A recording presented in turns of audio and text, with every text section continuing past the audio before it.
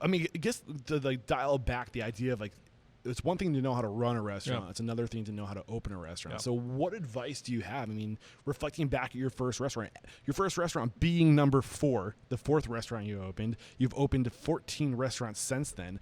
Knowing what you know now, if you could go back and open number 1 and 2 or 3 open again, over again, what would you have done differently knowing what you know now? I don't know that I would have done a whole lot differently at the lodge. If anything, I would have spent a little bit more money on functionality. What do you mean by that?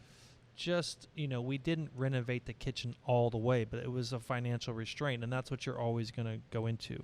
What we feel like we have done in the last 10 years of our career is we specialize in, and I'm going to circle back around to the question, but we specialize in second generation or third generation spots.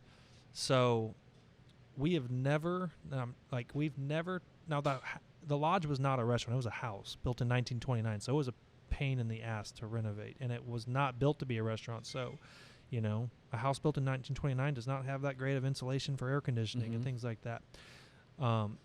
We've specialized in second, third generation places because that's where you save your money. And my father-in-law's famous quote, he always used to say, like, you make your money before you open the doors. Like, that's where you're going to make your profit. So it's before you sign your lease, because if you sign a bad lease, you're already losing money. Yep. And I've learned that lesson way too many times in my career, because you get bought into the but second generation is where you make your money. You're not paying $30,000 for a brand new vent hood. That what it's going to cost you, and the Ansel system, and all X, Y, Z, the grease trap, and the every expense. So when you first asked me the question, like, what does it take to open a restaurant? Where do you start to open a restaurant? Like, to me, is like, start at your toothpick holder and go up, right? Because what happens is most people start at the top and go down, right? So you think, okay, I'm gonna have the nicest range, and dude, I'm loving this right now. I want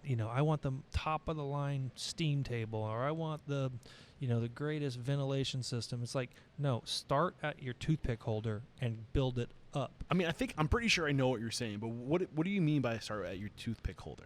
Well, because there's you kind of the way you've prefaced, like, it's a lot different to run a restaurant than it is to open a restaurant.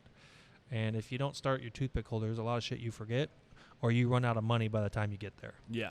And what are your sugar caddies going to be? What are all the little things that you've never opened a restaurant before that you just can't possibly fathom that your expenses. Yeah. And then that's where you end up becoming so far over budget at the end, because and then you don't have to have everything shiny and new. I mean, like, I use sheet trays as an example all the time. You can find sheet trays at auctions for $1 a piece. Yeah. Or you can go buy 100 of them for $5. And by the way, after the first fucking time you pop them in a convection oven, they look exactly like the ones that are $1. Yeah. And nobody gives a shit at all that your sheet tray wasn't brand new. So you just spent $2,000 on something you could have spent $50 on or $100 on. That's money you're never going to get back. If you enjoyed this video, please help us out. You can do it by liking, sharing, subscribing, and hitting that bell icon. It really helps out. And don't forget, there's a complete archive of every episode with show notes at restaurantunstoppable.com.